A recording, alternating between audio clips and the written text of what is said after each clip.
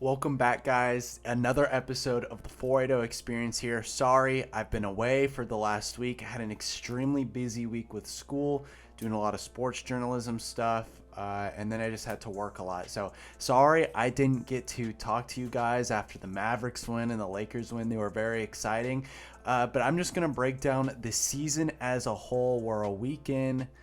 And I just want to break down exactly what's happened so far in this season. So the first item on the agenda is Coach Budenholzer's defense. We didn't think we'd have a good defense this year, and so far it's been solid.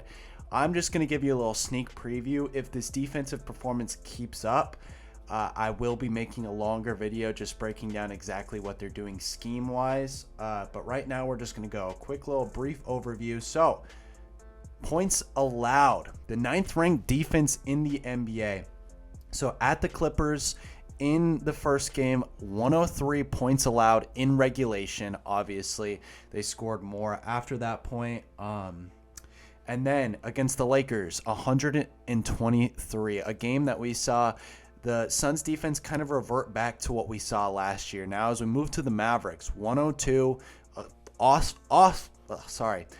awesome offense in Dallas, but still only gave up 102 points. That's some great stuff. And then the Lakers, again, they were able to tighten the ship a little bit. And with an uncharacteristically bad LeBron James performance, 105 is all they gave up. So let's take a look. Last year, the Lakers finished 15th in offense, but with the hiring of JJ Redick, they're going to be a lot better. That will be a top 10 offensive unit in basketball this year, and you can book it. The Clippers, I get they're without Kawhi Leonard and Paul George, but how often did they actually have both playing last year? It was higher than most years, but still wasn't as high as it could be. So along with their role players, I'd assume that they will still be somewhere around a top 10 offense. And then the Dallas Mavericks ranked 9th, and that's a little skewed because the reason Dallas is so good is because of the players they got at the deadline. And so if they had those players all season, maybe you're looking at a top 5 unit in the NBA. So some solid offenses that the Suns played so far this season. So I want to break down just what are they doing? What's making them so good? And there's a couple players you have to look at. There's Royce O'Neal. He's been playing fantastic. If you go to cleaning the glass, Royce O'Neal has been the Suns' best player. I know he actually hasn't, but in terms of on-off numbers, he's been the most impactful.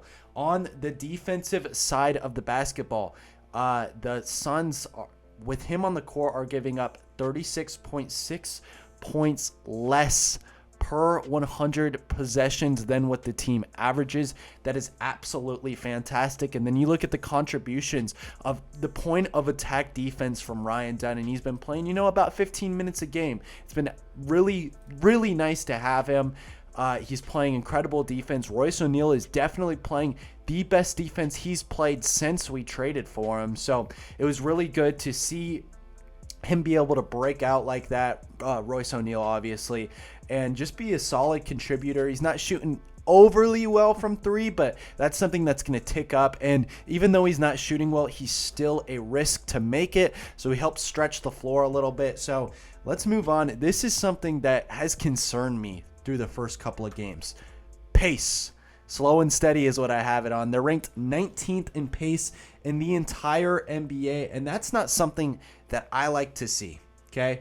If we take a look at their pace in 2024-25, they 99.53. Now, I'm not entirely sure how they get that metric, like what that even means. I'll have to look into that for you guys, but they're right smack in the middle of the Portland Trail Blazers and the Brooklyn Nets. Now, that's not company that you want to be in. And in transition, this team gets about 1.23 points per possession. That's 5th in the NBA. The Phoenix Suns are the 5th best offensive or in transition offense in all of basketball. Now, if we slow it down and go to the half court, they only score 1.11 points per possession. This is per 100 possessions, obviously, and that's 18th in the NBA. So that's something that needs to change. And if we look at the average pace in the NBA over the years, it's actually stayed relatively similar, which is interesting.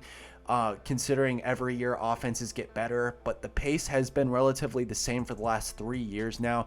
99.9, 98.5, and 23, and 22 is 99.2. So it's been relatively similar, and the Phoenix Suns are just objectively slower, or around the same, actually maybe, compared to last year. And that's something that we didn't want to see with Bud. We wanted to see the offense be a little bit more up-tempo, and I thought Tyus Jones would potentially help with that. He has a little bit. I think our scoring in transition is better than it was last year, and I think we're getting more fast break opportunities, especially with a Ryan Dunn. He's just so young and agile that he's able to get some opportunities in transition that we weren't able to get last year. And I do think our transition defense has been pretty decent this year. So now let's move on to the guy I've talked about a couple times here today, Ryan Dunn. If he keeps up this performance all year, he is going to be in the running for Rookie of the Year. I know a lot of Phoenix Suns fans thought he might be capable of something like that, but national media pundits didn't really see it. They said he's a great offensive player, but defensive player, but is that offense going to be good enough? And guess what? It has been more than good enough to start this season. The jump we've seen from Ryan Dunn, I was high on Dunn. If you guys can go look, the first video I ever made on this channel was a breakdown of Ryan Dunn after the Phoenix Suns drafted him. And it's a guy that I predicted the Phoenix Suns would draft. But at the end of the video, I said he's going to be a really fun defensive player to watch. But is his offense going to be enough to keep him on the court, especially with the team that should be as competitive as the Phoenix Suns are going to be this year? And I said I didn't know. I really didn't know. The mechanics were there. They always looked pretty smooth, and he looked pretty committed to getting better at it. That's was a lot of the highlights of his press conferences right when he got to the Valley, was he was going to work on his offense. I mean, his defense was already there, so he just had to work on putting threes up and staying confident with that.